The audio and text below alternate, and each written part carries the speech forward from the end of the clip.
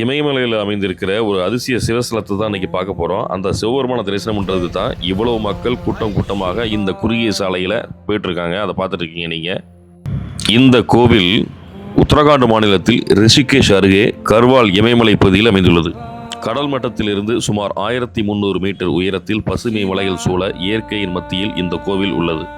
நீலகண்டர் என்ற பெயர் எப்படி வந்தது தெரியுமா? புராணங்களில் கூறப்படும் ஒரு மிகப்பெரிய சம்பவம்.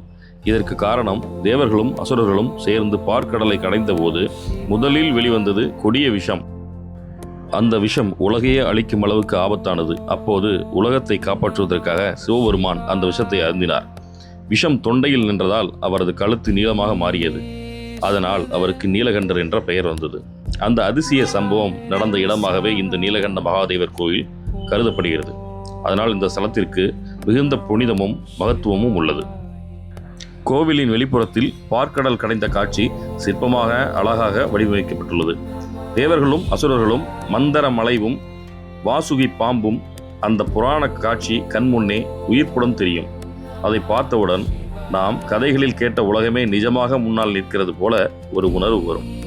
இந்த கோவிலில் உள்ள சிவலிங்கம் மிகவும் சக்தி வாய்ந்ததாக பக்தர்கள் நம்புகின்றனர். குறிப்பாக சாவன் மாதம் மற்றும் மகா சிவராத்திரி நாளில் ஆயிரக்கணக்கான பக்தர்கள் இங்கு திரண்டு தரிசனம் செய்கிறார்கள். பலர் கங்கை நீரை எடுத்துக்கொண்டு வந்து இங்கு அபிஷேகம் செய்கிறார்கள். அது ஒரு அரிய தருணம்.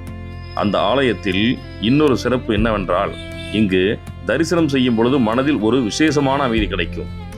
மலைகள் சூழ்ந்த அமைதியான சூழல், காற்றில் கலந்த மந்திர ஓசைகள், கோவில் மணி சத்தம் அந்த சூழல் மனிதனை உள்ளிருந்து மாற்றும் சக்தி கொண்டது.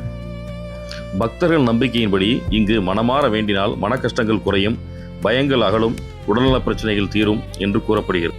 அதனால்தான் தொலைதூர இடங்களில் இருந்தும் மக்கள் இங்கு வந்து சிவபெருமானின் அருளை பெறுகிறார்கள். நீங்கள் கவனித்திருக்கலாம், சிவபெருமான் உலக நலனுக்காக விஷத்தை அருந்தியவர். அதனால் இந்த கோவில் ஒரு முக்கியமான செய்தியை நமக்கு நினைவூட்டுகிறது. தியாகம், பாதுகாப்பு, உலக நலம். நீலகண்டர் என்ற பெயரே அதற்கு சாட்சி. இங்கு வரும்பொழுது ஒரு விஷயத்தை மறக்காமல் செய்யுங்கள்.